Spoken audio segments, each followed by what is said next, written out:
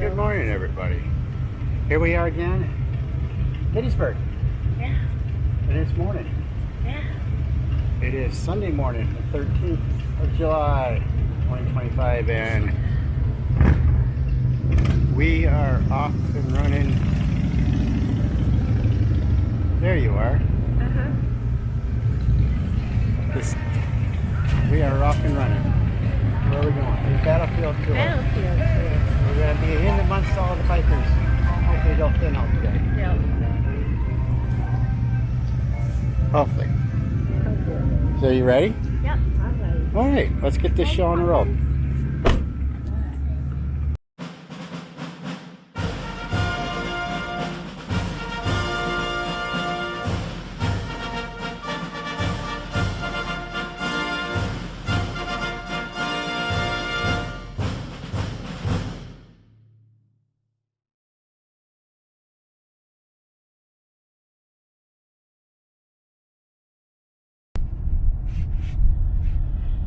At least it's not bogged down and packed.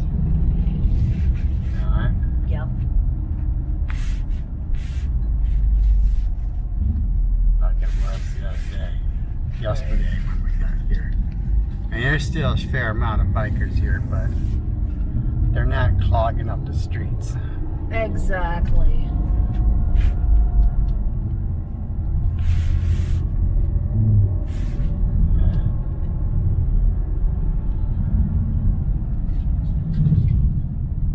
She opened a window for her.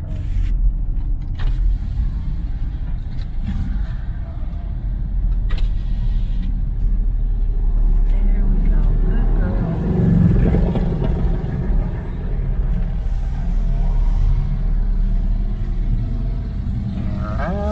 Isn't that kind of cool town? Check this place out. Look at old car alert. Old Thunder Chicken. Yeah.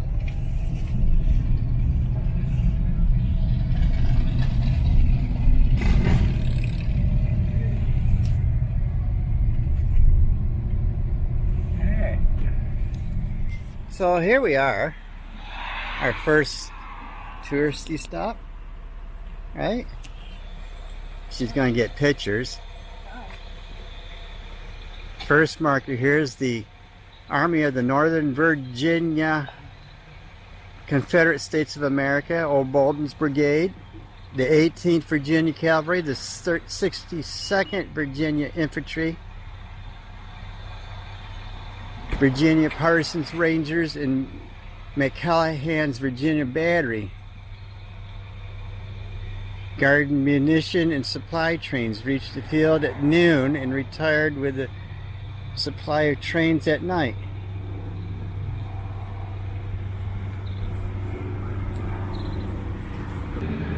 This is also the Confederate States of America. This is Robertson's Brigade, the 4th and 5th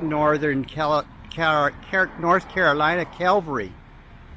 July 1st through the 4th. You read this? Yeah. The brigade crossed the Potomac. I gotta shut my door. I forgot. The brigade crossed the Potomac at Williamsburg, Maryland, and marched to Greencastle.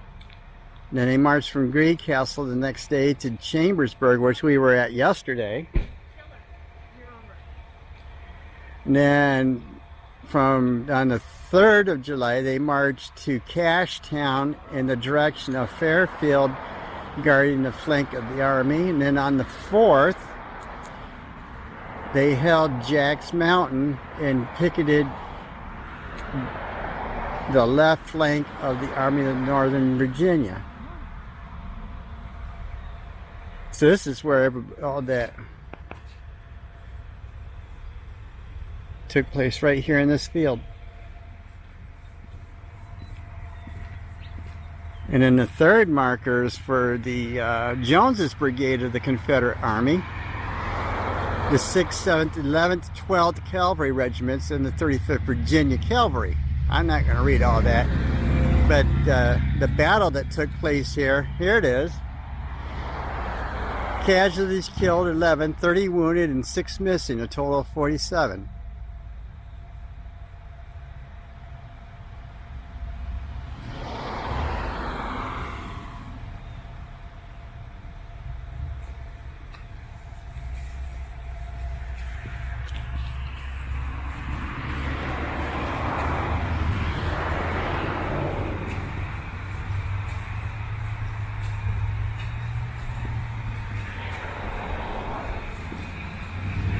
So the Confederate Army was encamped in this section here.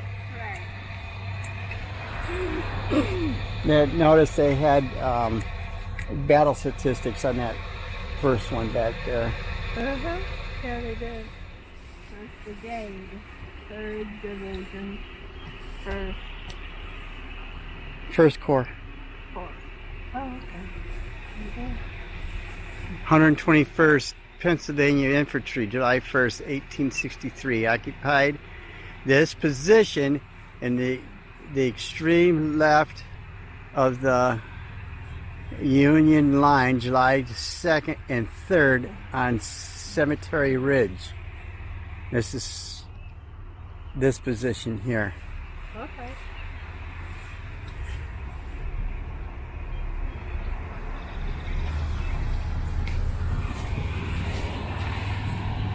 I'm gonna go see what this little marker is back here.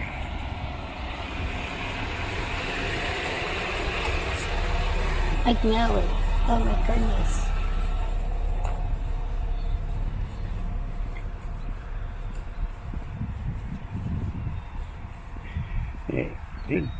Deer down there, and I don't know if it shows up on this screen or not, but there's a whitetail in the bean field.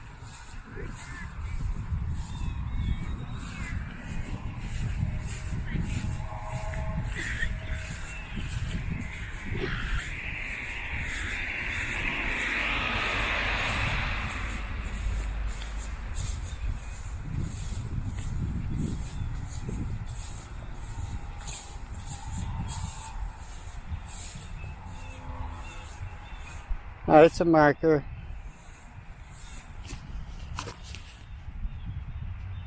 It's just a marker where the 121st were. But that's the battlefield. We're in. Just to put the matter in perspective, this battle on this ridge, that's where we're at now. This ridge here, which got Confederacy on that side, the Union forces on that side, and if you can see right over that tree line is the church to downtown. I mean, they were just outside of town. 3 days of gunfire just outside of town, around town. And that's a marker for the 80th New York, 1st Brigade, 3rd Division, 1st Corps. Hi. Hi, Genie. Did you get what you were looking for? Yeah, I also took a picture of the whatever, boomers or whatever. Oh, yeah. The replicas of cannon. These are just replicas. Are they? Yeah, these are just replicas. Oh, I didn't know that. Here you go. What? Yeah. Yeah. I got it.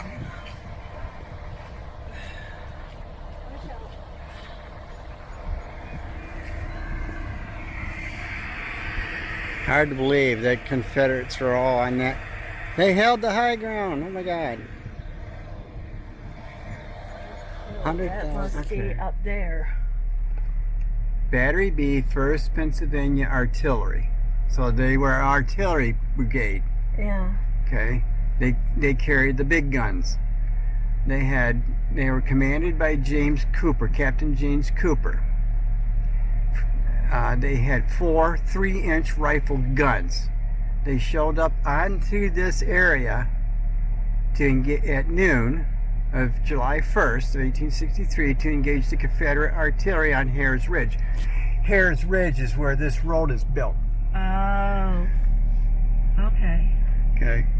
And then look at they about 3 p.m. moved to the woods in front of Theological Seminary. Which would be those woods over there behind you, or ahead of you, Right there. on the other side of the bean field. Yeah. And resisted the final attack of Scales, Perrins, and other brigades. Casualties: 3 killed, 9 wounded.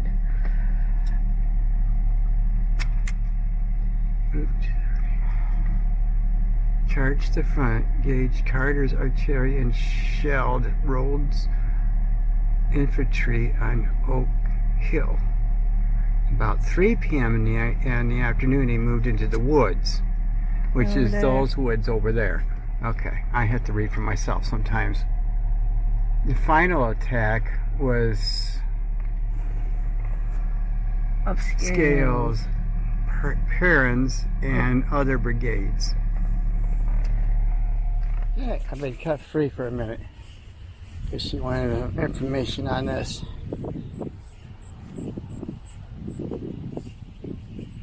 Get down into the Confederate side. There's an unmarked marker. Oh.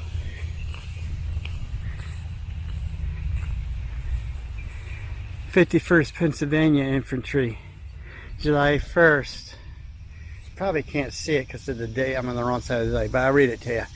July 1st fought here and in the grove west of the Theological Seminary, which would be over that way.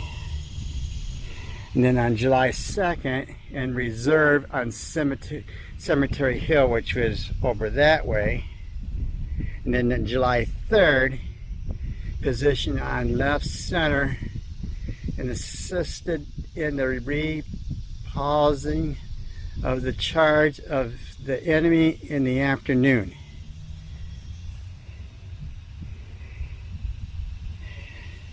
Present at Gettysburg, officers 21, 446 men killed and mortally wounded. Officers 2,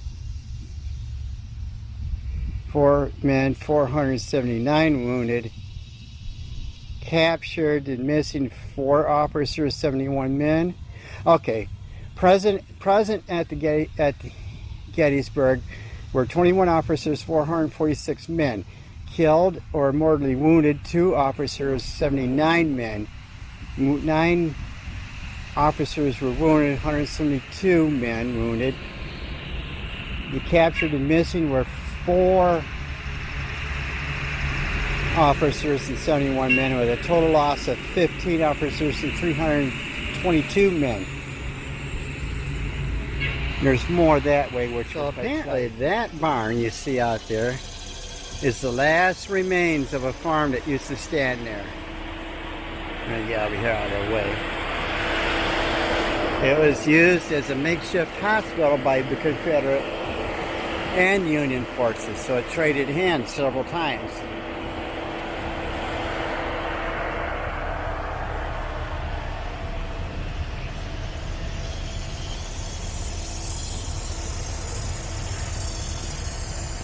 July 1st at 10 a.m. Union General John Reynolds rushes his First Corps to the aid of John Buford's cavalry. Iron Brigade. That would be in these woods.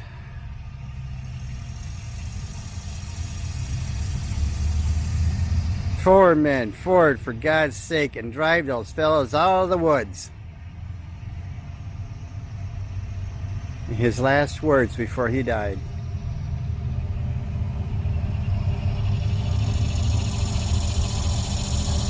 And they did force the enemy out of the woods.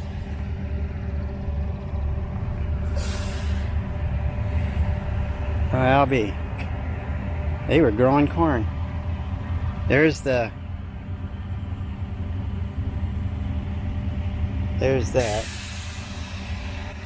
This is July 1st at dawn. So at dawn, they were sitting up here and they can overlook that farm. It's just on the other side of that tree. Probably more off that way, where that fence is. 2,700 cavalrymen on June 1st detected in the advance of the Confederate Army. He deployed his troops in a 7-mile wide arc around town, determined to delay their advance. In the morning of July 1st, 7,000 Confederate infantry approaching from the west and north, which would be this way and that way, collided with Buford's dismounted cavalry. Using the ridges to his advantage, his men traded lives for time, slowing the advance of General Henry Heath's Confederates. By 9:15 a.m., Buford knew he may have to abandon the field. In a crucial moment, Union General John Reynolds arrived. 10,000 infantry for his 1st Army Corps were not far behind.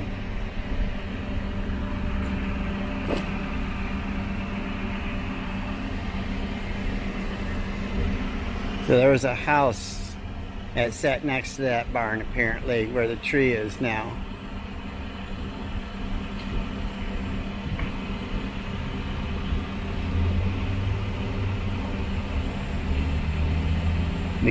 The Confederate Army was down in there, and the Union was up where I'm standing now. Man, the woods, the battle through the woods. Yep, I tell you what a mess.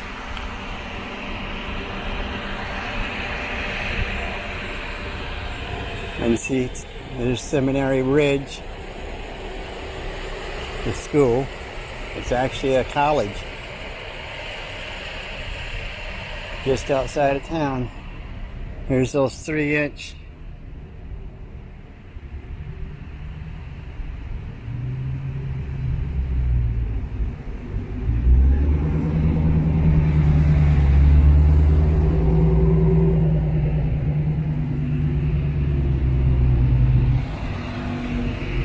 New York Light Artillery Brigade 1st Corps. Reynolds. Here's a better view of where those Confederate soldiers would have been down on the other side of that valley, on the other ridge. We didn't make it very far, but just wanted to see. Okay, this is the marker for the 8th Illinois Cavalry, 1st Brigade, 1st Division Cavalry Corps. First lines of battle, July 1st of 1863. Occupied until relieved by the 1st Corps. 1 squadron picketed ridge east of Marsh Creek and supported by another squadron, meant the enemy's right advance. Enemy crossed the Marsh Creek Bridge, which would be, oh, okay. Lieutenant Jones fired the first shot as the enemy crossed the Marsh Creek Bridge, which would probably be somewhere around here. There's a happy puppy in there. Maybe not so much happy. Yeah, I know, princess.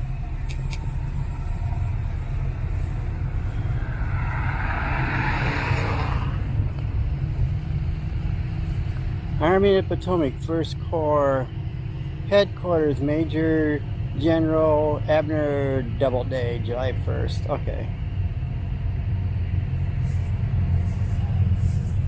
Located 230 yards southeast from here near the pike.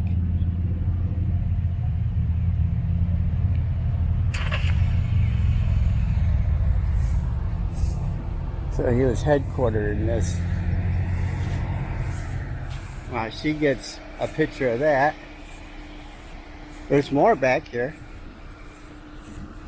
Regiment retired to the ridge on the left rear, with the brigade fought dismounted repulsing attacks of the enemy, covered The withdrawal of the line to Cemetery Hill on the evening took position of the left flank of the Army. July 2nd, 1863. Buford's division retired toward Westminster.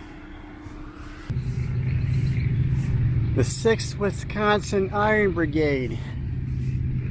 The 24th Michigan, the 19th Indiana, the 2nd Wisconsin, and the 7th Wisconsin.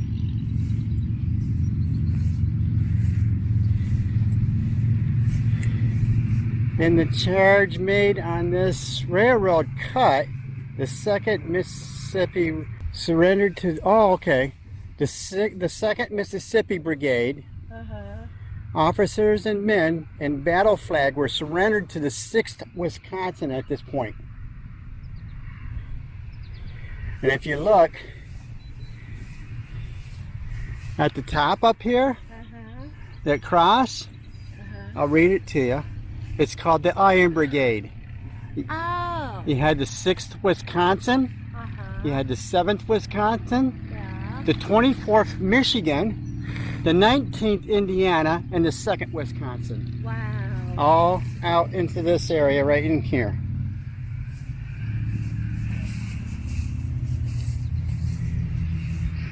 Plus the 95th. They had the 95th New York, 2nd Brigade, 1st Division, 1st Corps.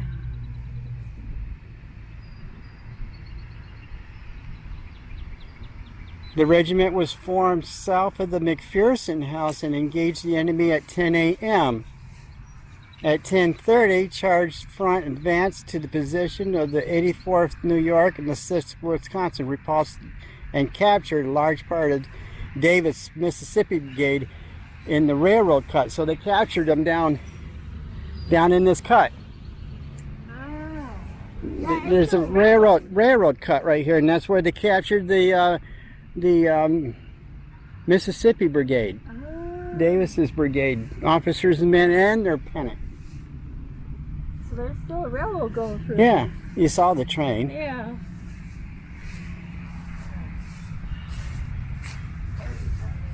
See if we get a view of this cut. Oh my gosh.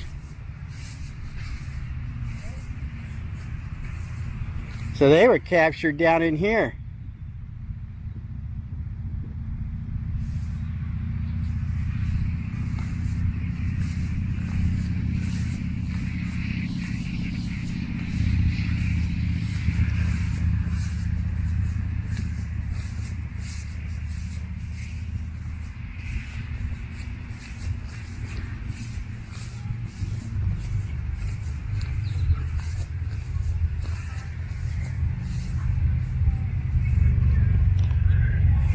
Markers to the 6th Wisconsin Volunteer Infantry and the 95th New York Infantry. And there's the cut.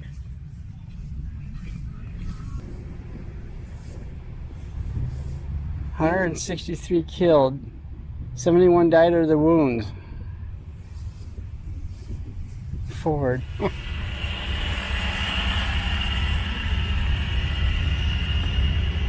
So that's what that looked like.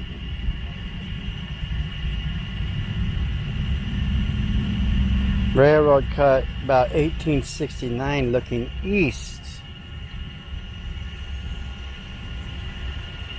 Standing on the opposite side of the track. Army of North Virginia, Hills Corps has division, Davis Brigade. 2nd, 11th, and 42nd Mississippi, 56th North Carolina. See, they were all captured. They're the ones that got captured down in that. 147th New York Infantry, 2nd Brigade, 1st Division, 1st Corps. That's another monument to the same one on the other side. Right. Some of these monuments kind of repeat themselves. I've been noticing. There are multiple monuments for the same group of soldiers. That's just that one down there. is for the 3rd Indiana.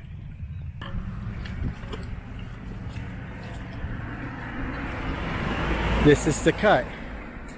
And a better view of the cut that the Davis's Mississippi Division got captured in. Actually, they got slaughtered in, and whoever was left over was taken prisoner. Wow.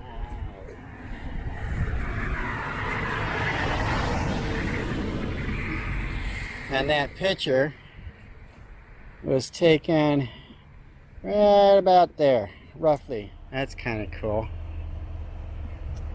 This is the 56 Pennsylvania Infantry, 2nd Brigade, 1st Division, 1st Corps.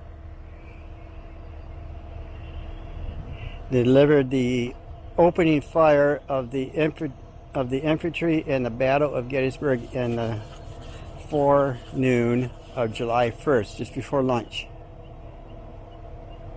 July 2nd and 3rd occupied position on Cups Hill as indicated by the stone markers, which would be thusly, I would believe that is correct, or the stone markers are probably those little markers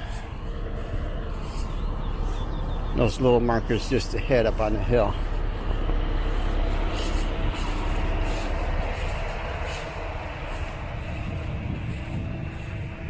This land upon which our ancestors fought, donated in memory of the Army of the Potomac.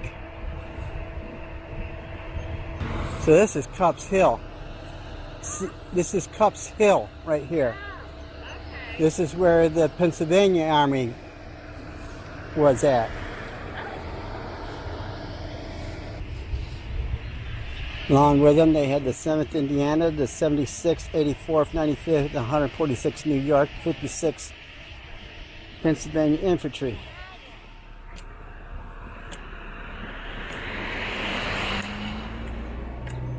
This is the one for the 6th New York Cavalry. It looks like a castle. Uh-huh. Well, you know those horses. Wait a minute, get out of the way. You know those horses on the side? Yeah. Those are chess pieces. Oh. They look like chess pieces. Yeah, they do. 2nd Brigade, 1st Division Cavalry Corps, New York.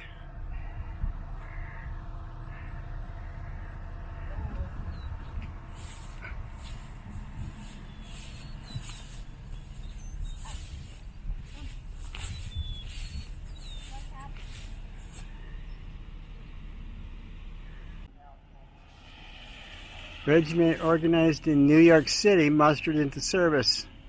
I'm talking about the 6th New York Cavalry. Mustered into service September of 1861. Re-enlisted as veteran volunteers of the Coupler Courthouse, Virginia.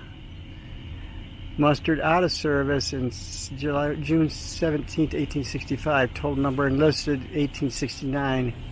Total number enlisted was 1,969. Total casualties, 34 officers, 382 men. And, of course, a list of all their engagements. The useless slaughter, Confederate General Alfred Irvison's brigade of 1,300 North Carolinians advanced across this field.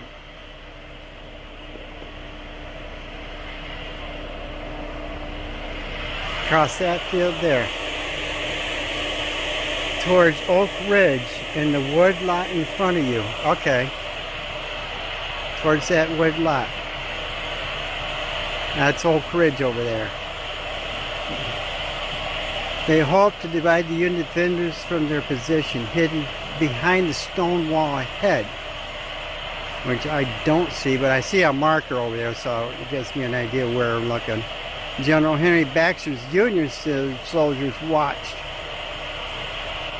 Private John D. Volter, 88 Pennsylvania, said they came sweeping in a magnificent order, colors to the front. We waited quietly for the enemy to come within range. At 80 yards, the Union troops rose and fired, striking down more than 500 Confederates in a single blast. 500 people just died out in the middle of that field you see in front of you.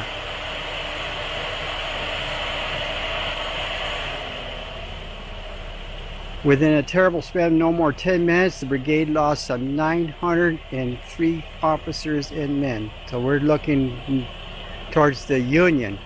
We're on the Confederate side now, looking towards the Union. And in less than 10 minutes, they lost better than half of their battalion.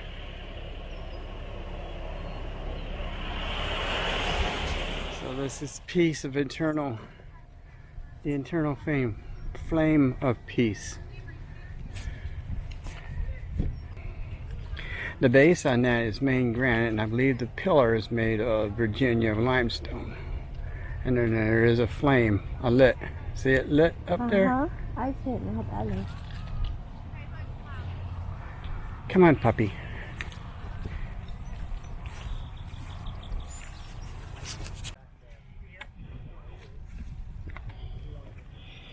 This is a brass representation of the battle of Gettysburg. So here's downtown here. So you had battles. Wow. All throughout and around. It's not just one. You would think it would be just in one area. Right. Was your battlefield, but this whole area was the battlefield. Okay. That represents the reunification of the United States after the war. Yep.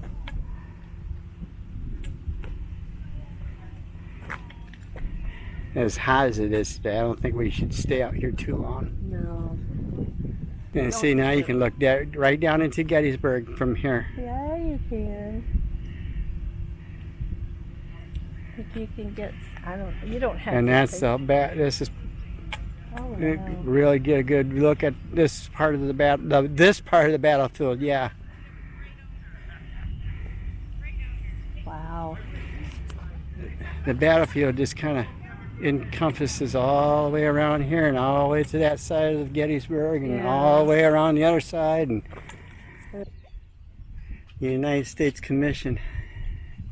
Contributing states: Pennsylvania, New York, Wisconsin, Indiana, Tennessee, Virginia, and Illinois. Now, you stay here with Mommy.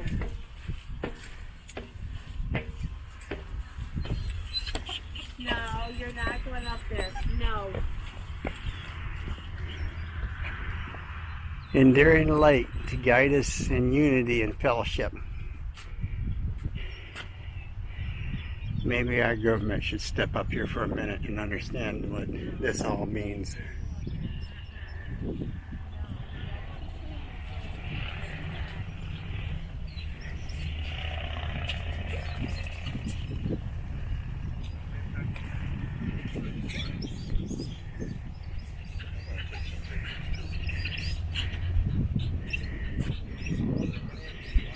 And the firmness of the light, as God gives us to see the light, Abraham Lincoln.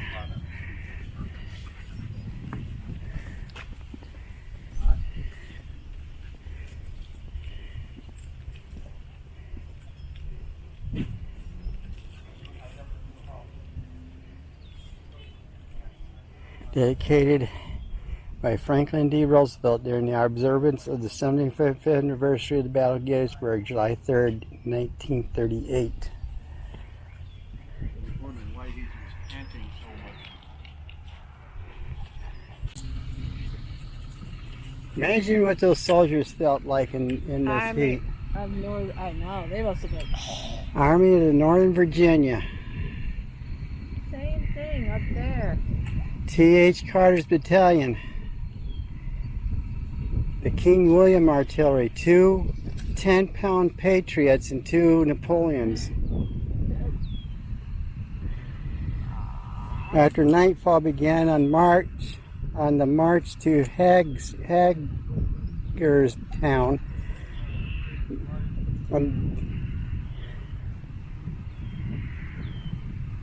Oh, okay. The Patriot guns on Seminary Ridge near the railroad cut, which is down there. Oh. So they took part. That's down there. You can see down in that area over there, way over there is Right. where the railroad cut is. And somewhere nearby, the Seminary Ridge, these guns would be placed. Ammunition, 572 rounds fired. So these are Confederate. Oh. These are okay. Confederate guns. Okay. They were first. They're part of the Northern Virginia Okay. McIntosh's battalion. Hardway's Alabama artillery, 2 Whitworths, and 2 3-inch rifles. Those are called 3-inch rifles. Okay. They were originally positioned in a different location. They were shelling Union troops down there, Okay. down somewhere down in there. Yeah. And then they got moved to this position on the 3rd of July, Okay. where they started shelling some more of that down in there, Right. giving cover fire. And then they withdrew to on the evening of the 4th to Marsh Creek. Confederate. Daniels Brigade, 32nd, 43rd, 45th, 53rd Regiments, and 2nd Battalion, North Carolina. They had 2,100 present. They lost 165, 635 were wounded. Seminary Ridge. Yep. After night moved into town.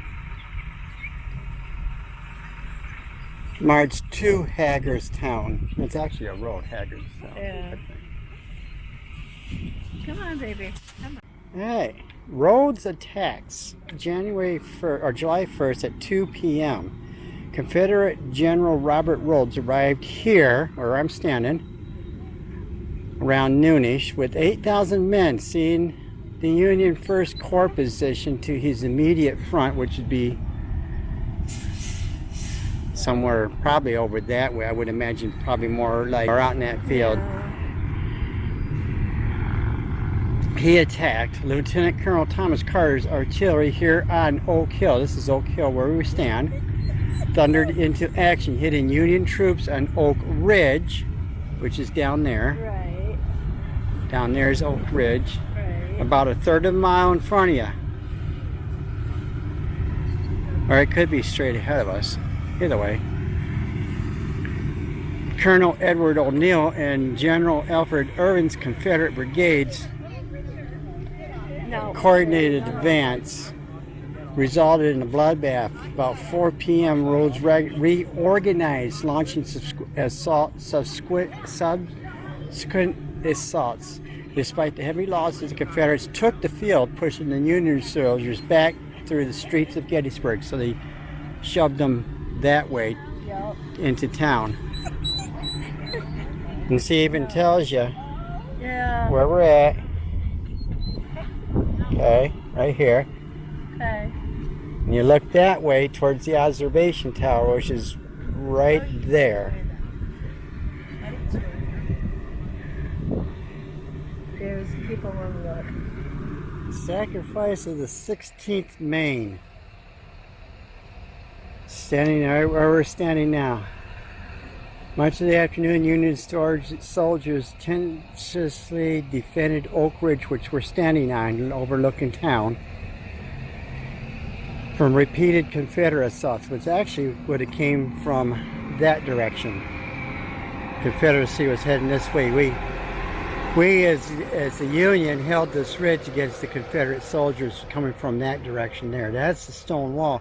If you remember, over there, we read a plaque about the Confederates coming across the field this way, and the Unions popping up from these stone walls and laying 900 Confederate troops down.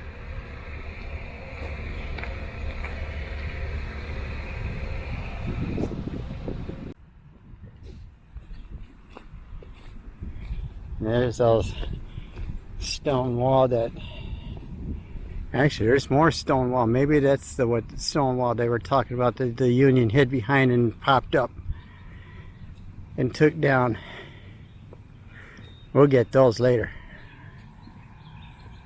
Another one for New York. And further down.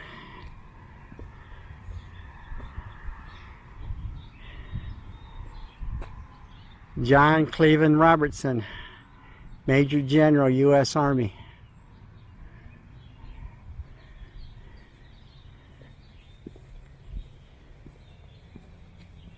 I was telling Dice, it's like, you know, imagine what the troops felt in the middle of July. Actually, the first week of July. If it's as hot as it is now, whew, and being in full uniform, you were sweltering. 88 Pennsylvania, 2nd Brigade, 2nd Division, 1st Corps. That's just another commemorative. Alright, we're going to drive on.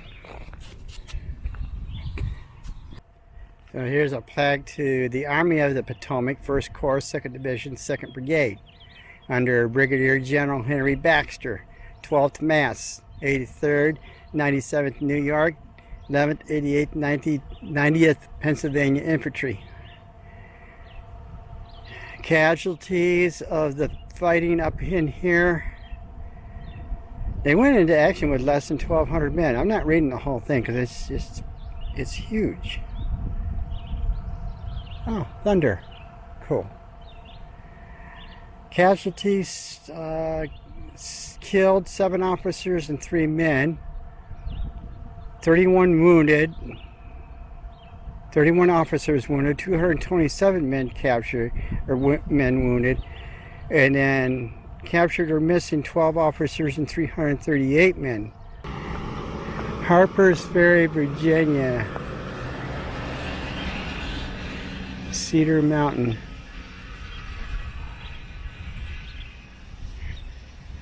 Engaged on this ground July 1st, 1863. IMP to 3 p.m. 1 p.m. to 3 p.m. Assisting the capture of Inverson's North Carolina Brigade, Confederate States. 83rd New York Infantry, 9th Regiment. This one here is over the Coakley Rifles, organized and commanded by Colonel Chaz Wheelblock of Boonesville, New York, for the 97th New York Infantry.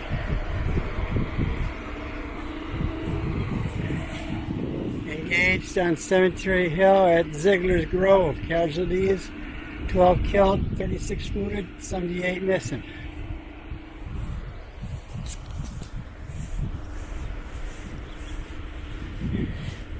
This one up here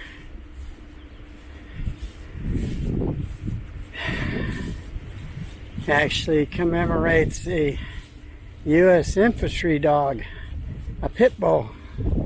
According to the tour guide, there was a pit bull that served with the 11th. Survived the entire ordeal up here in Gettysburg, but it ended up dying in another battle somewhere down in Virginia, I think. The 11th Pennsylvania, 2nd Brigade, 2nd Division.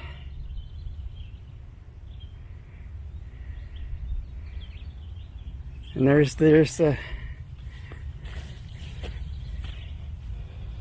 poor little pit bull, lost its life.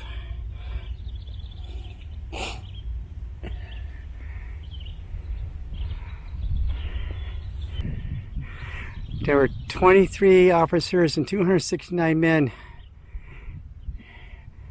who got killed or died of their wounds. 13 men wounded, 8 officers. It's a lot. War is devastating. I don't care what side you fight for. What happened in our nation, I pray to God never happens again. We're up here on Seminary Ridge. It was a college for a seminary, actual seminary for the Lutheran Church, for the United Lutheran Church. And it was here that the Union was trying to establish a hospital. Here's the church. some more buildings. These were all here during the time, and the troops were trying to form lines down that just past those trees, and the Confederate Army rushed them. They didn't have a chance to get anything formed. There's a museum that we're going to have to check out sometime.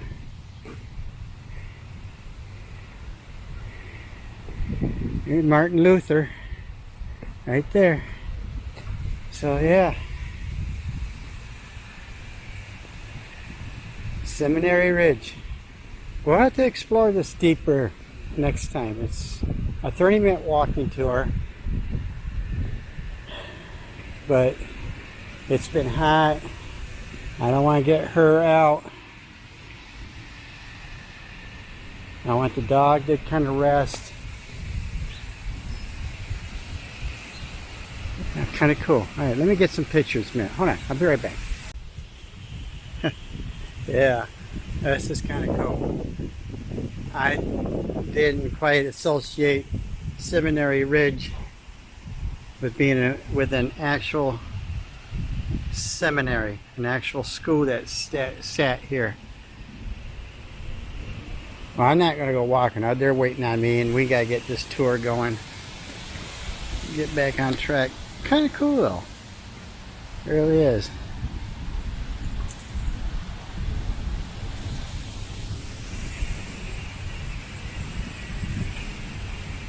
I'm going to walk down this other way.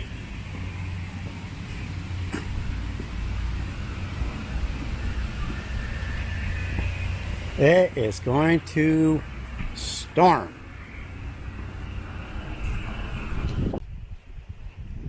Hey, this is, I wonder if, I hope I got a video on that. This is where the Union tried to make a line and you know, buy some time so they can get a defense established. And Cemetery Ridge, which is another location. Let me get my camera.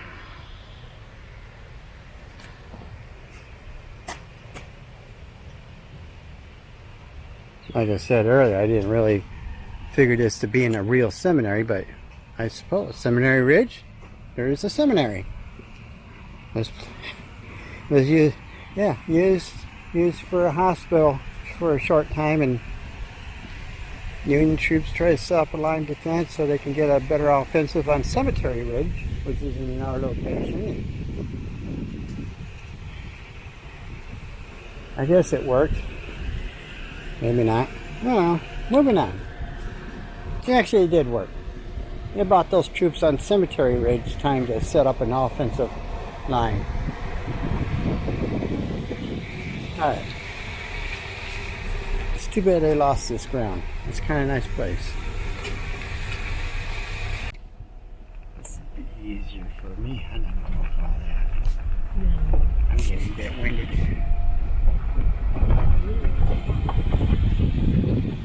Army of Northern Virginia.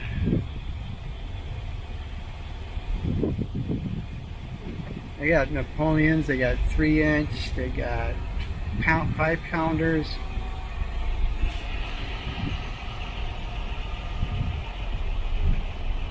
Those are 3-inch, I think, or 5-pounders. These people know that they live on the Oh, gee, let me think about this. You live in Gettysburg, a battle took place around town and sometimes through town. Yeah. I think they understand where you're living. Okay. I do. How could you not know? I know. When it surrounds you, the history surrounds your house. Yeah, exactly. The Northern Virginia Army held this position. All the way down, from way down there where we were around the bend, all the way around this on this ridge line.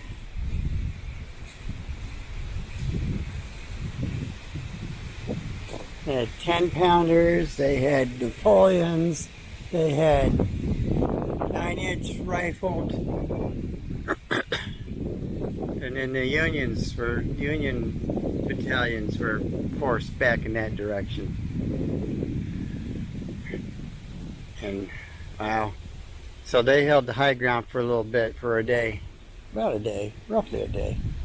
A lot of cannon. They come driving up through here. It is one right after another overlooking this hill. Yeah. They won the day on that day. The Confederates did.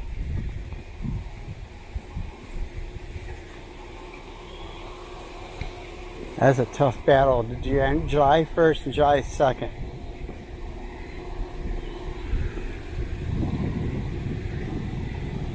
A lot of people died here as well. So here's a memorial to the 11th Mississippi Infantry, Confederate States. This ridge was taken by the Confederate States.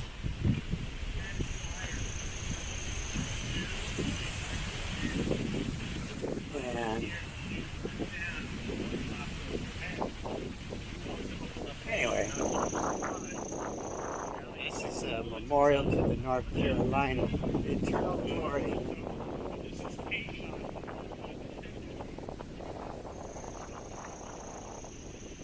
War for Memory.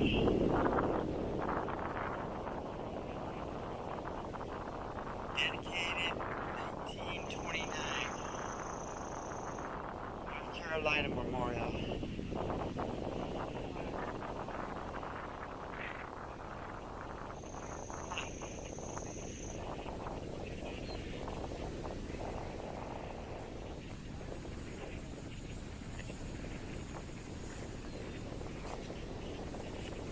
See if we can get it.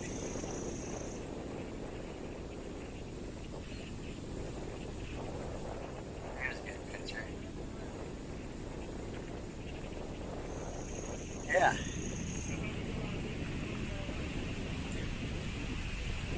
That's it right there. Memorial to the North Carolina troops. Confederate troops.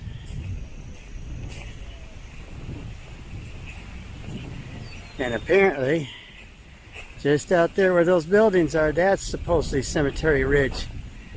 Right out there, that's all Cemetery Ridge out there.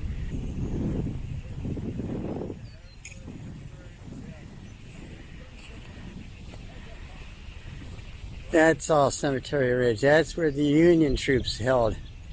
And then the Confederate troops held this tree line with canyons.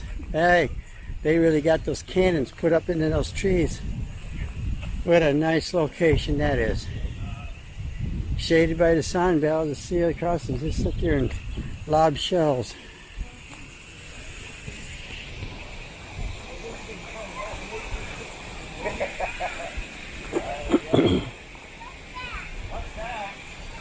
This is the North Carolina line.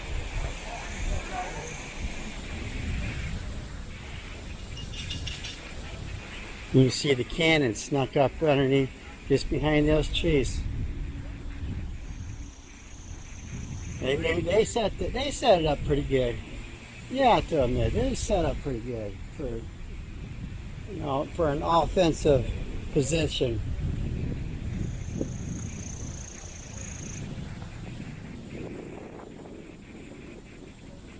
We walk down here a minute. I tell you, I lost count of the number of cannon up on this ridge. Wow. That's something. That's a lot of artillery up here. And all aimed in that direction towards the Union troops. Union troops had to take their last stand right there at Cemetery Ridge. But the tide of the battle changed.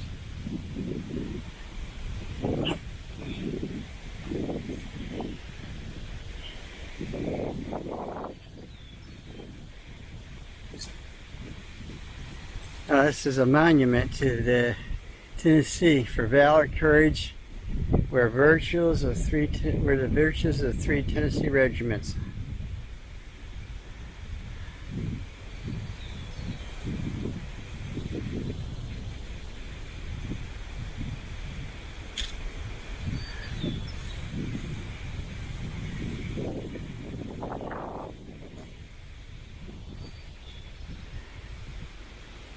Killed and wounded. Volunteer state. 1st Tennessee, 7th Tennessee, and the 14th Tennessee. They lost 16, between those three regiments, they lost 16 troops, 18 got wounded, 37 either wounded or missing, 245 missing altogether.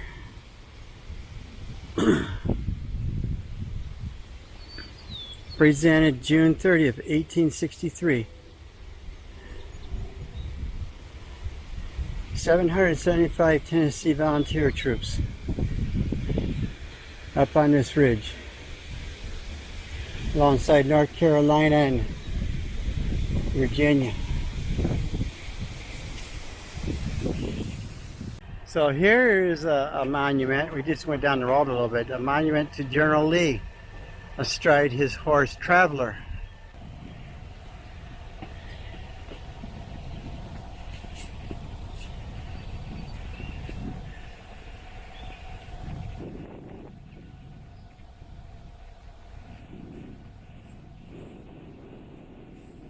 Virginia to her sons at Gettysburg.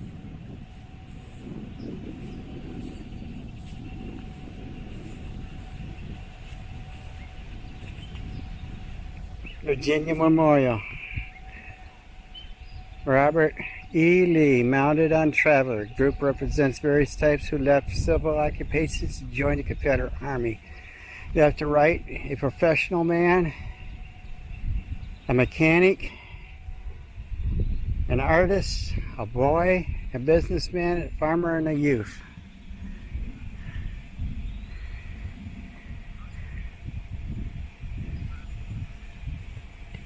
Do you know that? Just like the Union, they also had volunteers. Did they? You got the very first guy on the left was a professional man, a man of business. Right there. The guy next to him with a rifle, that's a mechanic. Okay. The guy next to him pointing his gun, his handgun, that's an artist. Oh my God. And then on the other side of the horse, I think, is a boy. Next to him is a businessman. Oh no, the kid on the dude on the horse is a boy. Okay. Then a businessman with his rifle in the swing position. Okay. A farmer next to him, and then a youth blowing on the trumpet. Oh my God. There were some young ones. Are they nuts? They all volunteered. They were business, they were mechanics, they were artists, they were children, all fighting for whatever it is that they believed in. And another diorama made out of brass of the battlefield that's laid out before you right there.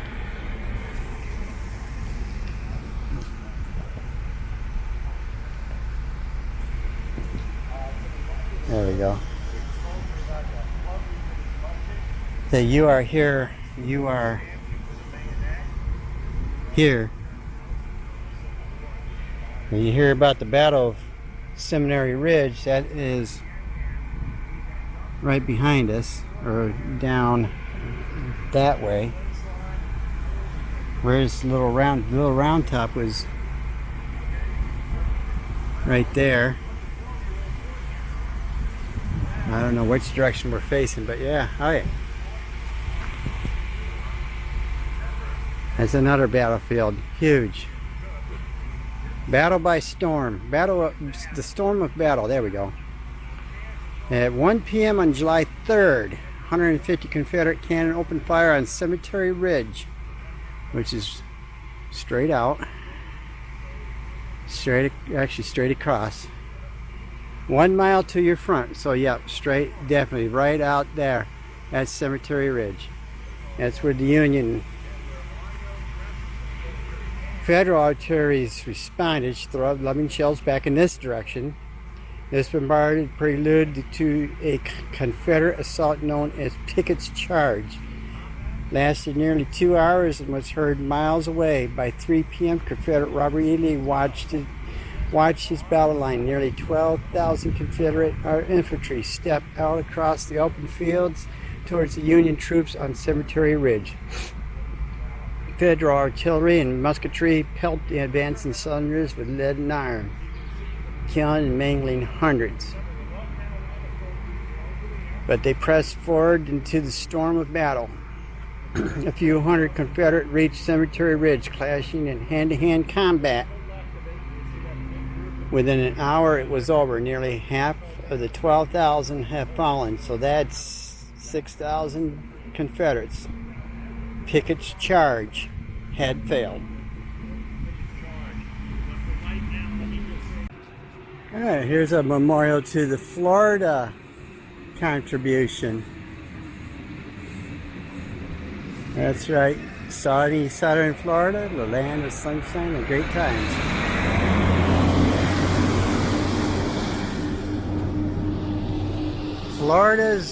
Floridians of Perry's Brigade, comprised of the 2nd, 5th, and 8th Florida Infantry, fought here with great honor as members of Anderson's Division of Hill's Corps, and participated in the heaviest fighting of July 2nd and 3rd of 1863. The brigade suffered 445 casualties of the 700 men present for duty. They had huge losses. Oh, Lord Jesus. Like the Floridians who participated in the Civil War, they fought with courage and devotion for the ideals in which they believed. By their noble example of bravery and endurance, they enabled us to meet with confidence in any sacrifice which confronts us as Americans. And then you see the Great Seal of Florida. And the funny thing is if you're going to have anybody in this kind of heat, they would hold up better. Now there's a house back there, but I am not going back there. I'm going to save that for another time. This video is going to be quite lengthy. Quite lengthy indeed.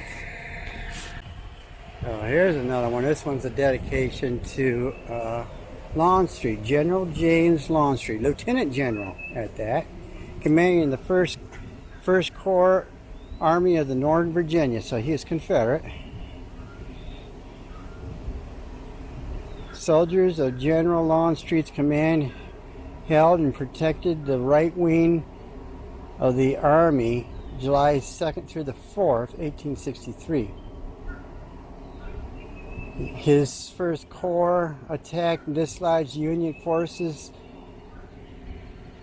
at Devil's Den, the wheat field, and Peach Orchard on July 2nd. This portion of his infantry secured Peach Orchard.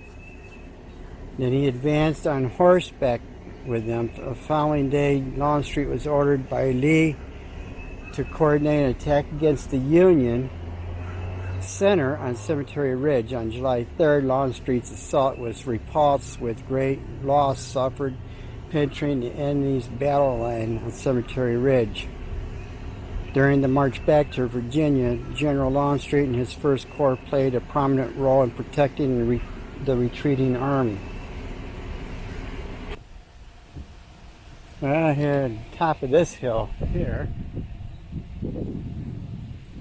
let's see what goes on up here. I heard on the commentary talk about Longstreet contemplating taking Little Round Top. Oh yeah, I see. Which isn't far from here.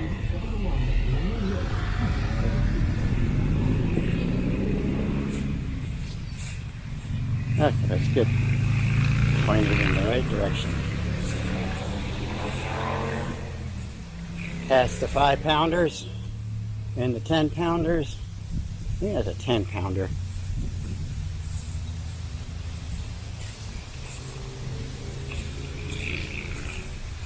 I'm gonna recharge my battery again. Oh my goodness, this phone eats up battery. That's alright.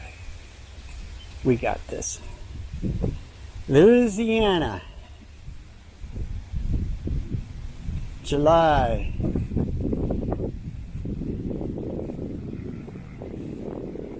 1, 2, 3 of 1863. Oh, it's an angel of sorts, if you will. And then there's a fallen soldier.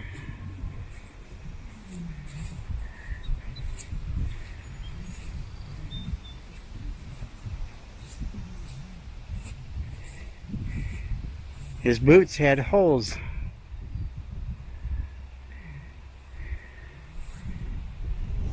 Huh.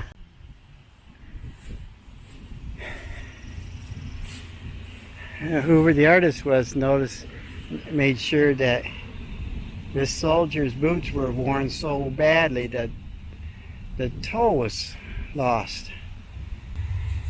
Louisiana State Memorial. Okay, so that's what that is. It's the Louisiana State Memorial. A memorial was erected by the state of Louisiana in honor of her sons who fought and died at Gettysburg. In particular, it memorializes the 2,300 infantrymen of the Hayes and Nichols, Louisiana brigades, the cannoneers in the Washington Artillery of New Orleans, and those in Louisiana Guard, Madison and Donaldsonville artillery batteries.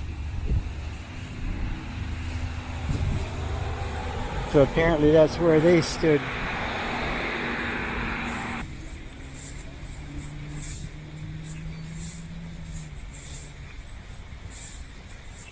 Mississippi. There's a memorial for Mississippi.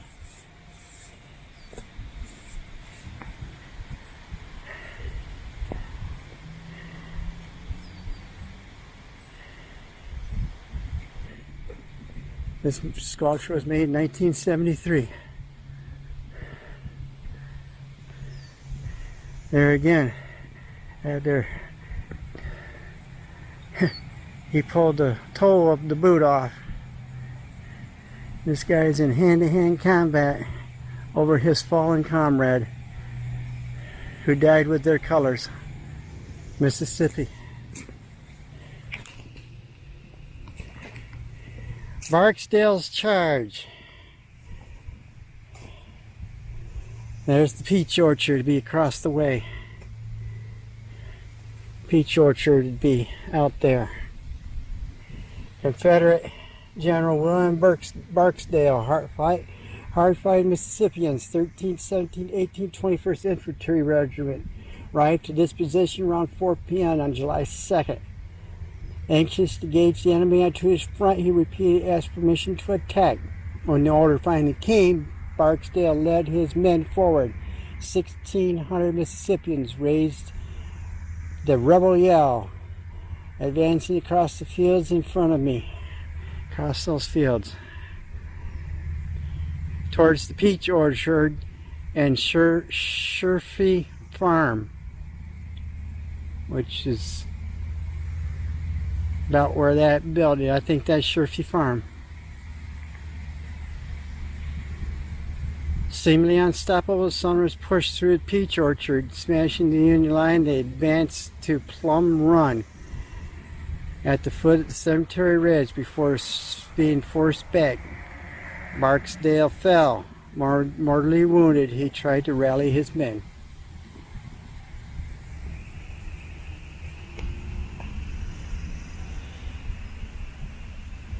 There's the woods behind us, and here's the row of cannon.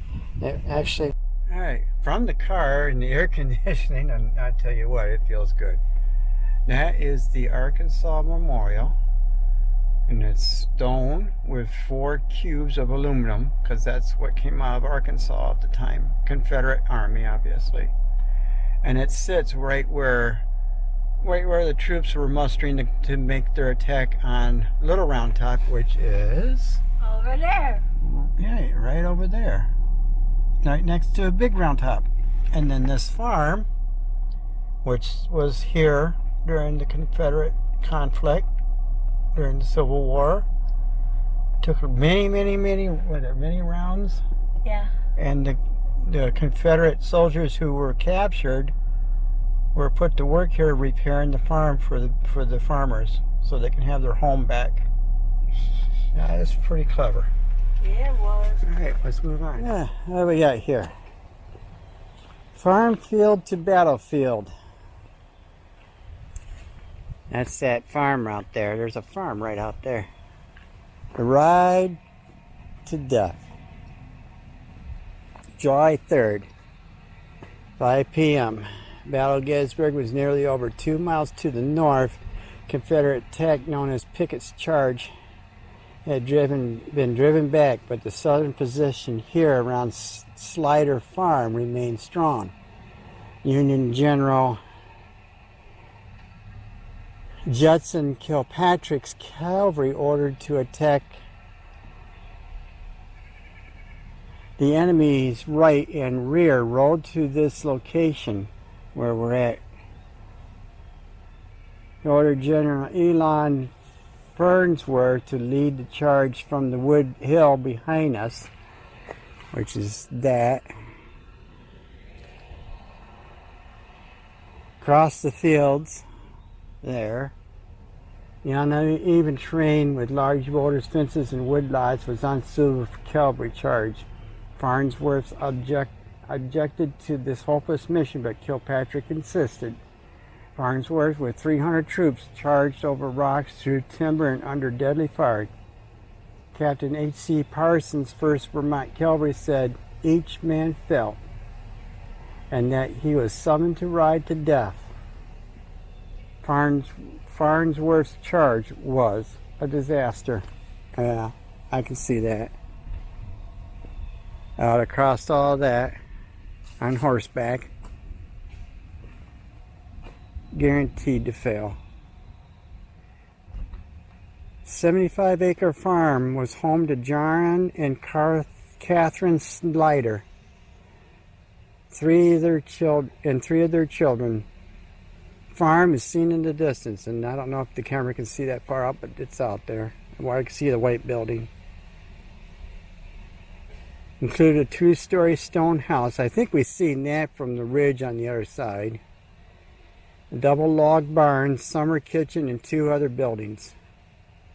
Heeding a warning from the Union soldiers, the Sliders left their farm. Federal sharpshooters hid in and among the outbuildings. Matter of fact, it's still kind of, I've seen that from the ridge. Harassing and delaying the enemy's advance. Thousands of soldiers overran the property, turning the farm field into a battlefield. Snyders returned to find their farm in shambles in their home temporary aid station. Destroyed crops, orchards, and livestock has devastated this hard-working family. 2 months later, having lost everything, they moved to Ohio. Here we are, Little Round Top. The Battle of Little Round Top.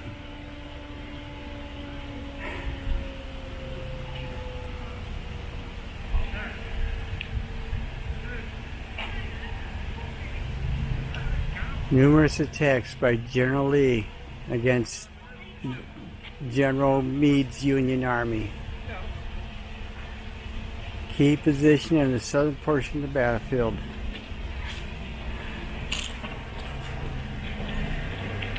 (4,864 combats participated in an hour-and-a-half-long struggle. 1,885 numbered among the killed, wounded, and captured.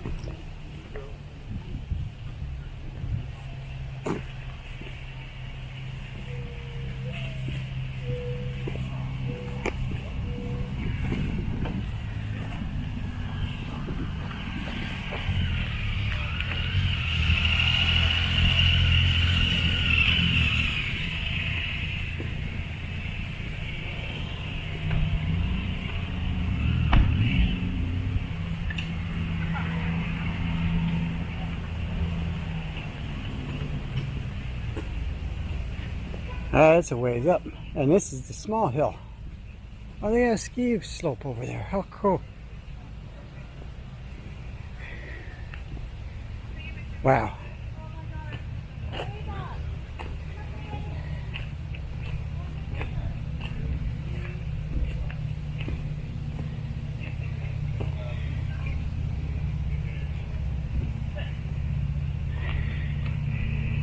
And swamps.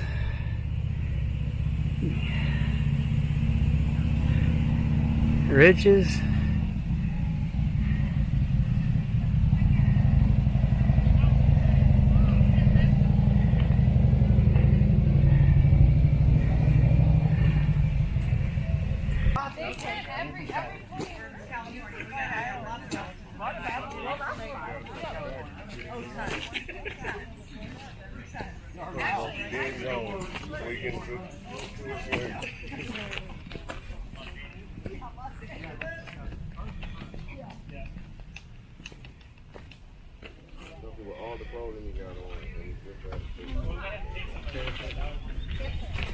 This place is freaking huge.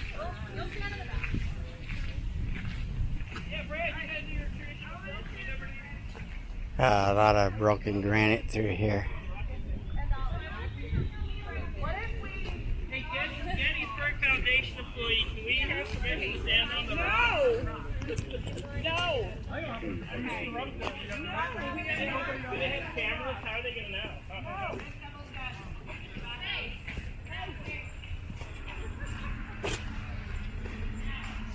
Memorial tablet to the Signal Corps, U.S. Here's the valiant and heroic services of Little Round Top, July 2nd through the 4th.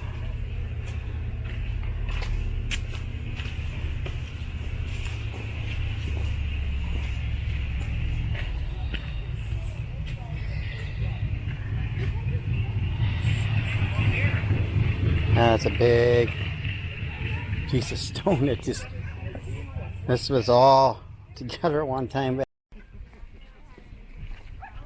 Little Rocky Hill. Standing on the summit of Little Round, on the summit of Little Round, 3 miles south of the town of Gettysburg. Give me a picture of that.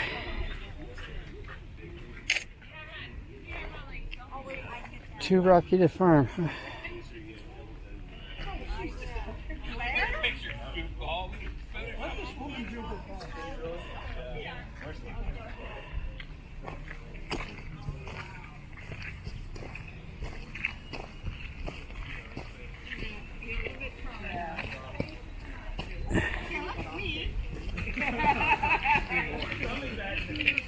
Got it.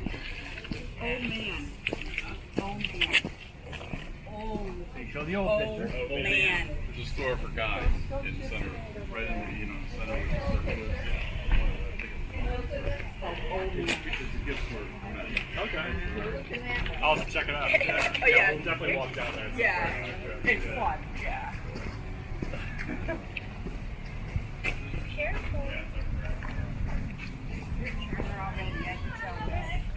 No, you get free fire.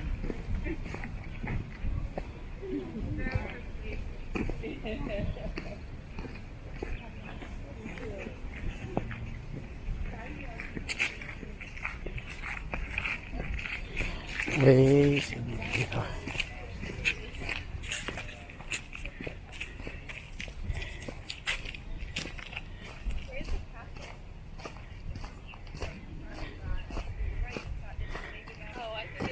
If you felt courageous enough, you could hike down through there because there's another memorial down there. I ain't going down there.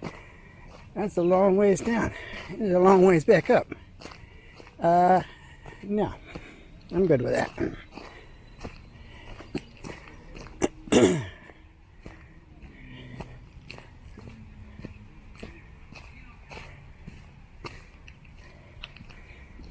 This is quite the thing.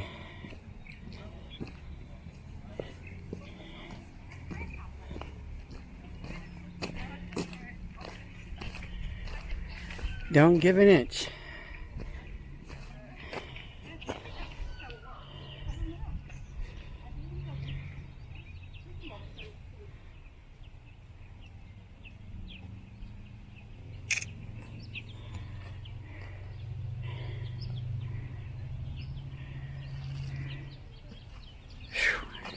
I tell you what, it is hot out here. It is unbelievably scorching.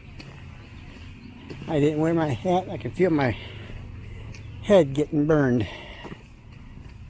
Shame on me. I tell you, it is hot out here. It really is.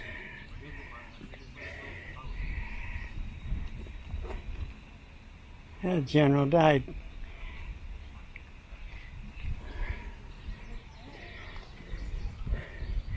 I forgot to put my hat on. I can feel my head scorching.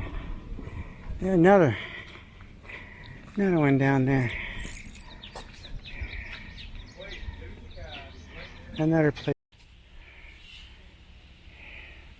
Huge memorial dedicated to the 44th New York Infantry. Alright, this thing's getting. I had to stop on the little camera because it was getting real hot. I mean, it is hot out here.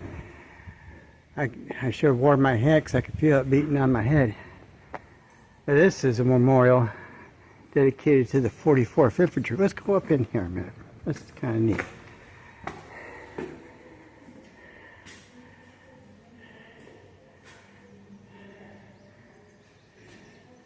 Everybody who served, from the bottom up, privates up to generals. Everybody is mentioned. That's what I do. You're in it. Hey. It's big.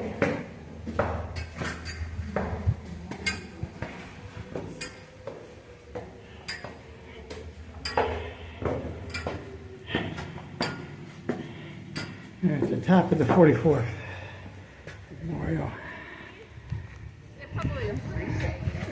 Goes up to there. Pretty cool. Yeah, that's quite the build. Yeah. Yeah, those tour buses out there. Oh my goodness.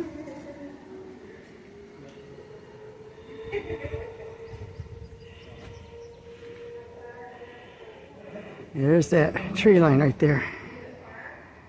That tree line is where all those Southern guns were lined up. All the way across that ridge line.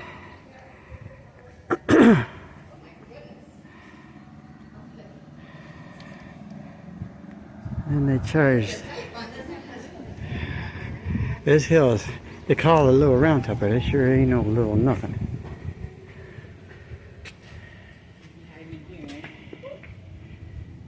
Okay, Cheryl. Hey. Up here. Go over there and stand. I don't know. Yeah, now look up. Down ladder. I got you. Wait a minute. Don't get on. Over there.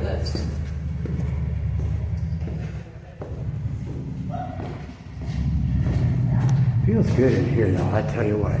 Alright. Time to head back to the car. I got somebody waiting on me. That's kind of cool. Battlefield National Shrine. The 44th Infantry, southern end of the Little Round Top. Largest, most expensive of the hundreds of regiment monuments.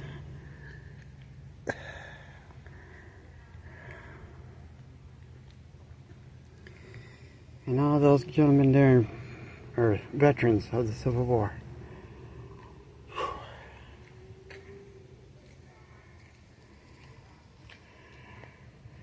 Engines taken from an area to your right and shows New York veterans visiting a Round Top September 20th, 1902.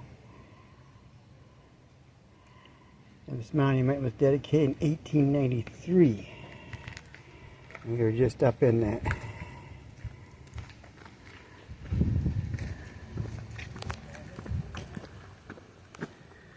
Alright.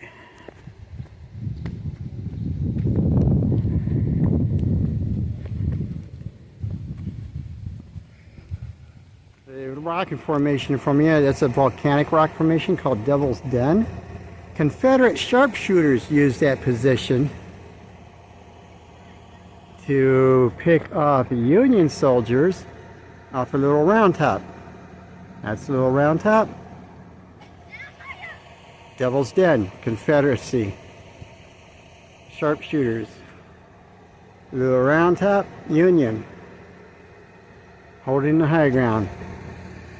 Yeah, kind of cool. I'm not going to walk up in there. You can, but it's...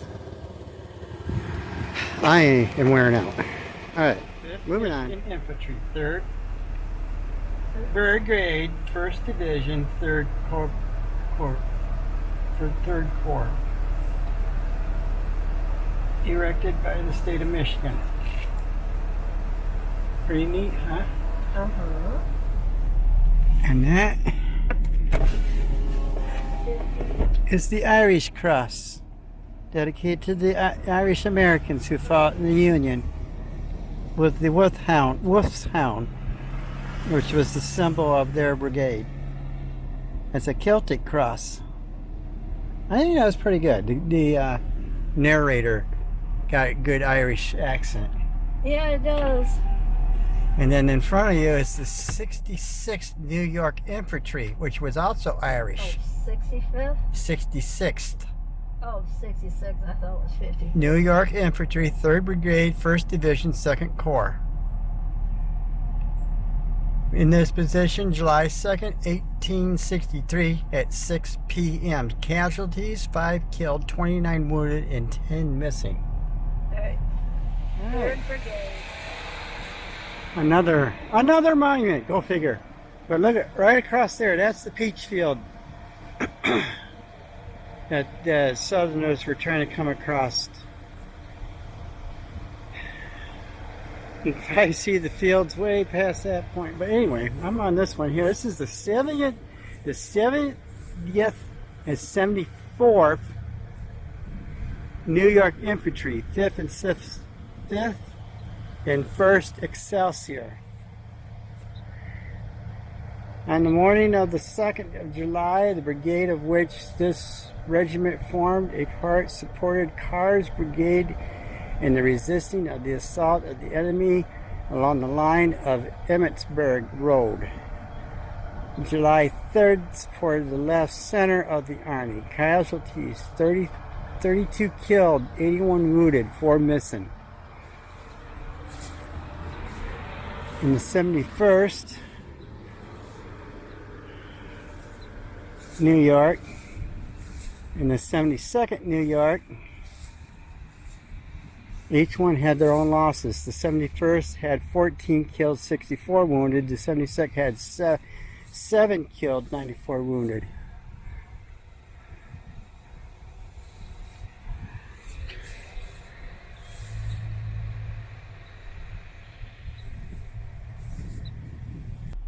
Okay, so this is the Abraham Trussell farm. They got heads up about the, you can see the house right there, about the war coming into there. So they evacuated their home in such a haste, they left all their possessions behind and a hot meal on the table. Imagine that. Yep. So they come back and they found the entire place trashed. They've been ransacked, the fences were broken, the horses were killed off, all their possessions were taken. But if you look on that barn, up in that, just above that slanted roof there, the salt box, if you will, there's 2 diamonds. And below the 2 diamonds there's a hole all centered. Well, that was made by a cannonball. Battle through here was so fierce that this place was riddled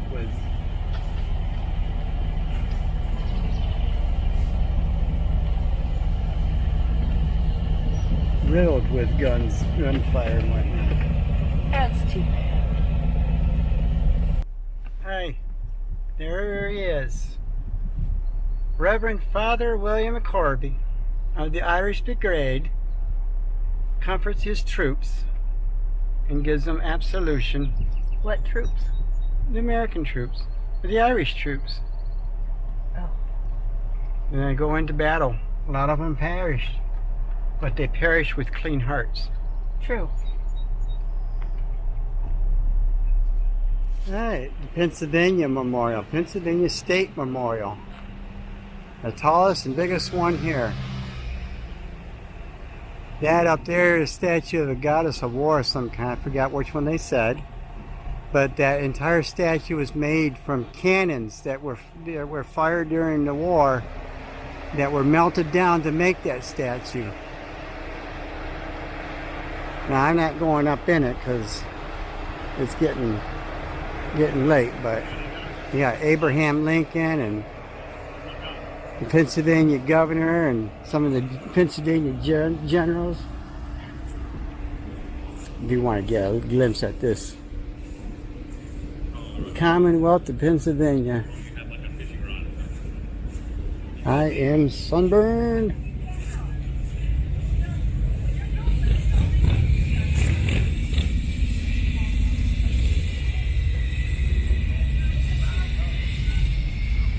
Pennsylvania remembers. That's before the statues were even added.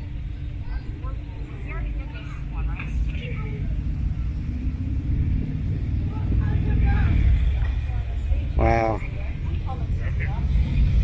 There's veterans reading the bronze tablets on the 50th anniversary of the battle.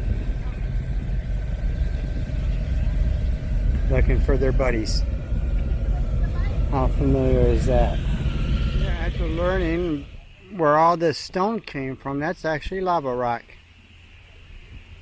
I think it would be kind of neat if we can find the cauldron that this rock came out of.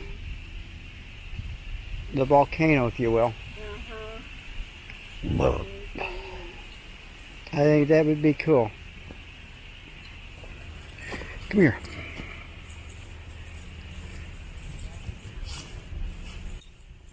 Yeah.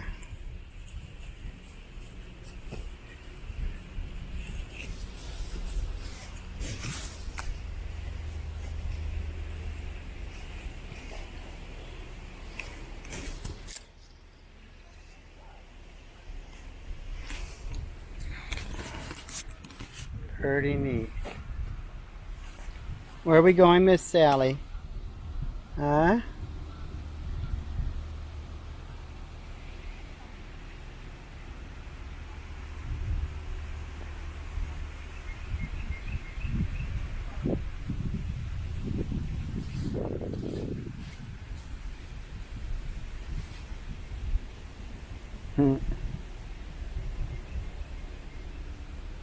That's the newest one in Indiana.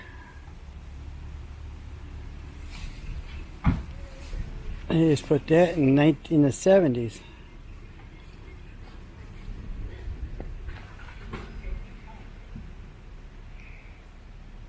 Learning your history. Huh? Learning your history. Yeah.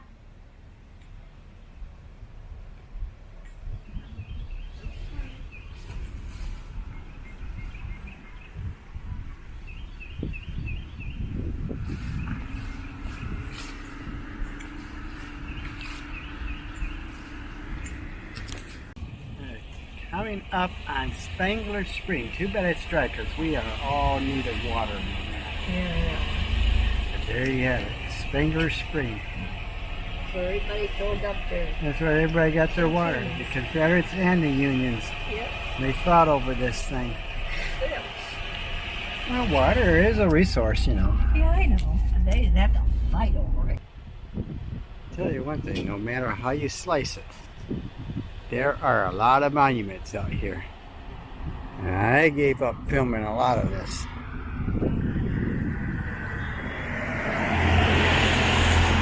I ended up stop filming and taking pictures because our audio tour was only supposed to last 1 to 2 hours, and we are probably about 8 hours into this tour. I mean, that's just a testament of how huge this whole Gettysburg conflict was. John Gibson, Brigadier General,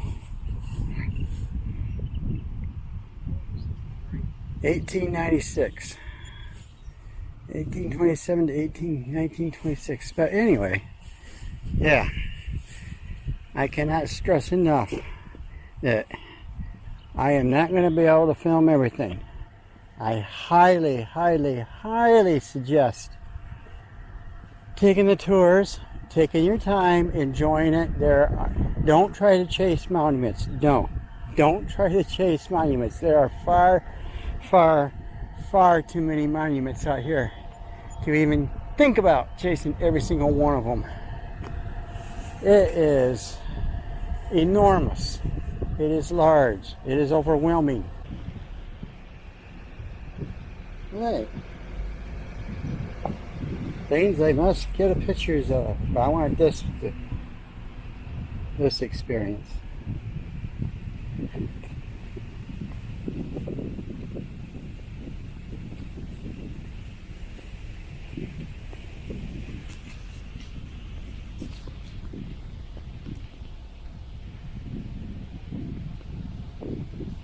Corpse of trees. That's down there. I'm here.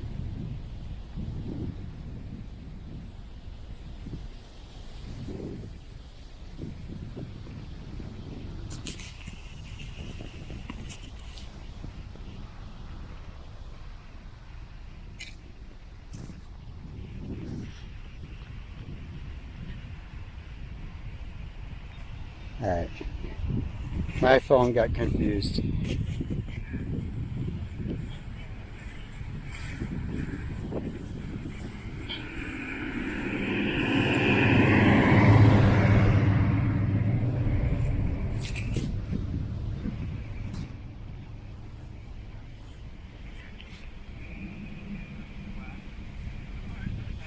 Double canister at 10.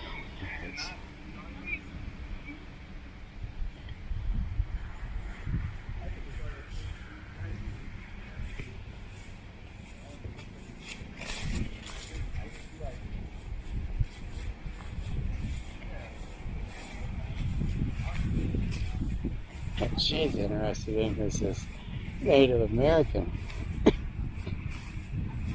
memorial. It's dedicated to the 42nd New York Infantry, 3rd Brigade, 2nd Division, 2nd Corps.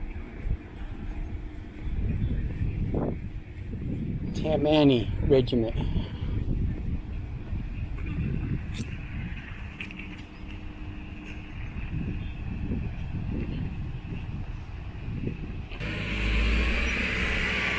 Mustered into the U.S. service June 22nd, 1861.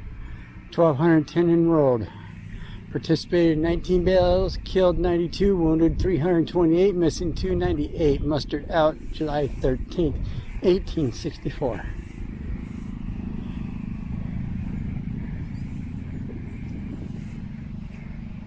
Raised and organized by Colonel William D. Kennedy under the patronage of the Tammany Society and the Union Defense Committee of New York City.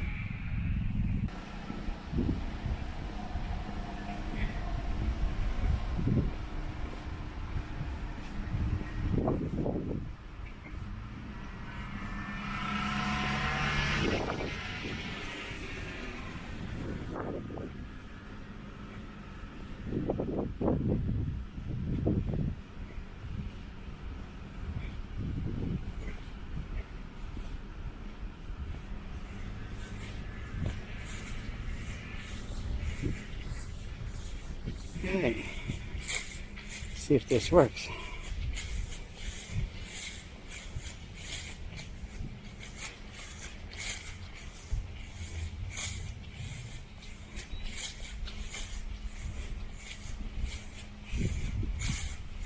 Look out across the field, in the direction the cannons are pointing.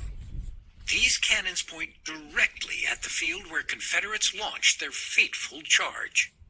We stand where the Union troops were assembled, waiting for the Confederate attack. Now look farther in the distance. Do you see the line of trees far away? That's where the rebels were positioned. The long expanse of grass between here and the trees is the distance Pickett's men covered during their charge. It's about a mile long. How long does it take you to walk a mile? What about running a mile? running a mile while under fire and under a burning hot sun.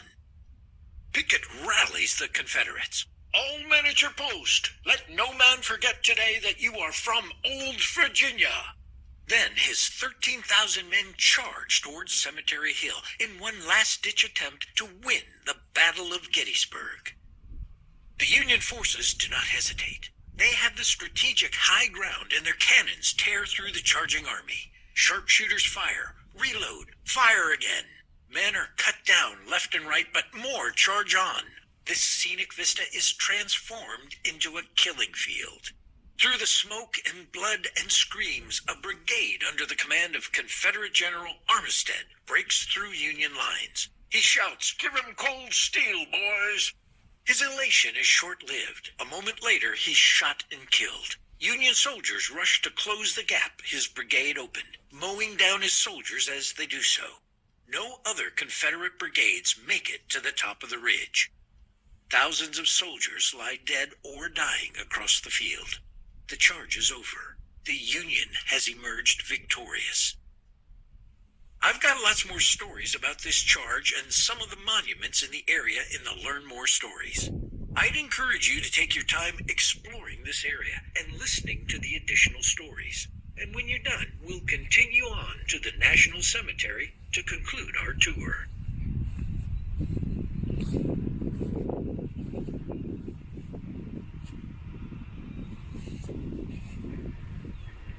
Well,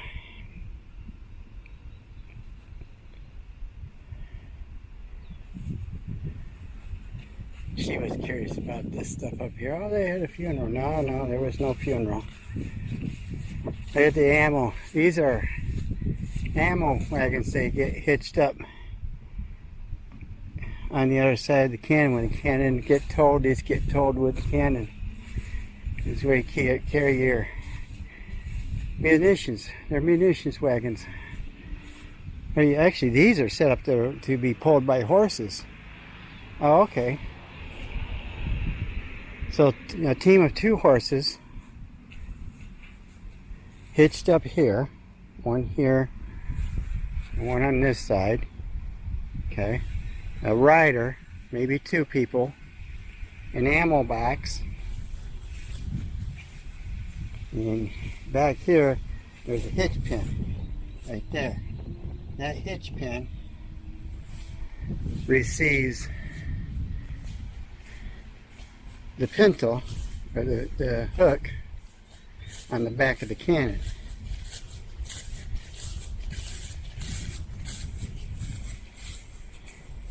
Right there. Hooked in and locked. So that is behind there, and the 2 horses, the ammo box with the cannon behind it. And it gets towed to the field.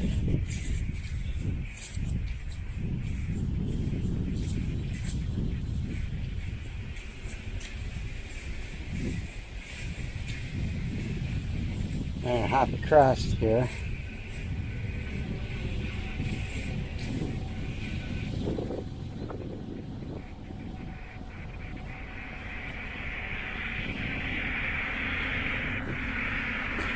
These are all ammo wagons.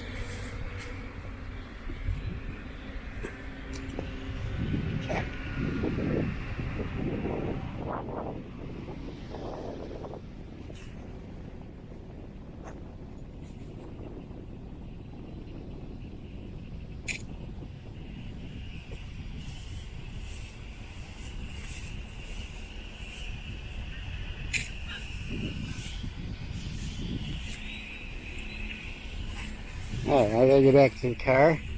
Battery in the phone's dying. Yeah, we're still on Cemetery Ridge. I came across this place called the Bryan House. B-R-Y-A-N. And that would be that right there. That is a tiny little home with a root cellar. I don't know if you can see that. Where's my finger at? Right there's the root cellar. And looking across the way here into the sun, and that's their barn. So it's a small farm. There she is trying to Find out what that statue is all about. And you can see right across the way it's McDonald's. Oh my gosh. Really? And there he is. Oh, Abe Lincoln. Why don't you go have a seat by him with Mr. Honesty? Yeah.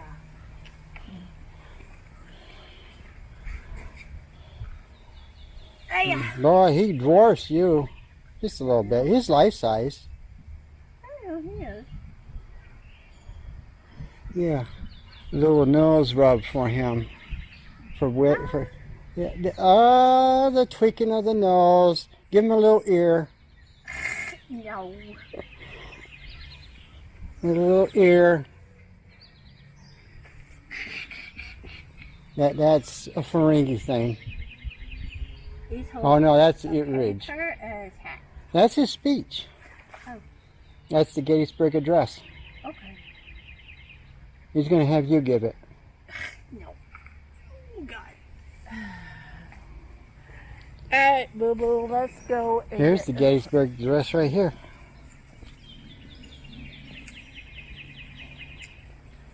In its entirety.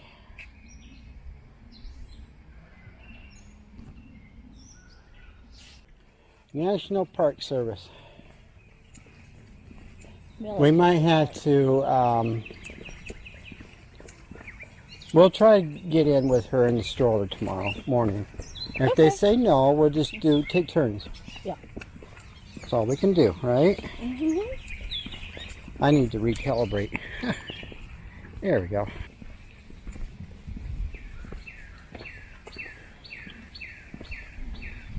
It's quiet up in here. Are they open up there? No, they closed at 4. They'll be open again at 8 a.m. Okay. Next time we come back, we'll do the Eisenhower site tour. That would be neat too. Dwight Eisenhower National Historic Site. Yeah. Oh, they have a museum. Yeah. Spoilers ahead. This is our next stop at another time and place. Yep. Dwight Eisenhower. That would be neat to see his home. The man, the myth, the legend. Right now it's temporarily closed. Well, maintenance. Yeah. No, that's the David Willis home. The David Wills House Museum is closed Okay. temporarily. Phew. We don't need to see all that. No. It'd be neat just to see the museum. Yeah, here it is, right here. Car. Like licensed battlefield guy drives your car and narrates. Well, the guy don't drive my car. Oh, That's right. you know what? Maybe they. Oh, South Guided Audio Tour. Okay. This one here. Remember that one tour? Yeah. One group of kids. Oh. The park ranger drove their car, Oh. so it's like a personal tour. Okay. And that's only 2 hours long. The self-guided, now I was told that was an hour to 2 hours. Yeah, It took us All day. 12 hours. Yeah. So that was nuts. Yeah, it was. Excuse us. Barking spiders around this joint, I swear.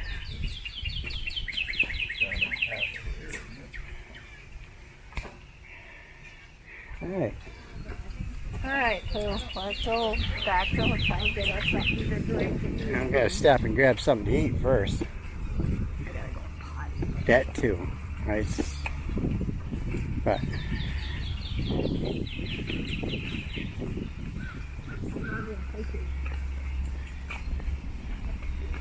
and yes, Miss Sally has her own ride.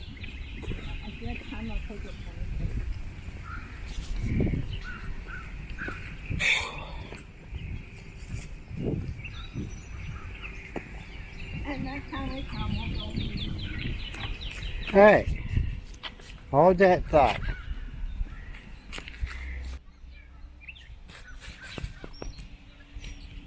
All right, as I find my wife, there she is.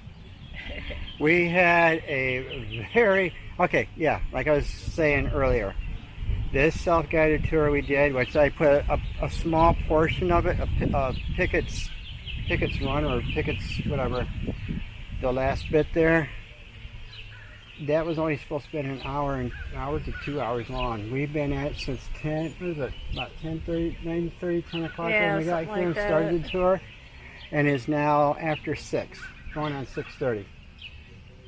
Whoa, that's Yeah. a long day. Yep. That pretty much wipes out other plans I wanted to do, a couple other places, but we'll save it for another time. That's right. And we'll come back to Gettysburg. Yeah, tomorrow we pack up and we take off for other places, but we'll do a couple things here before we leave. That's right. All right. Till tomorrow. Bye. Toodles.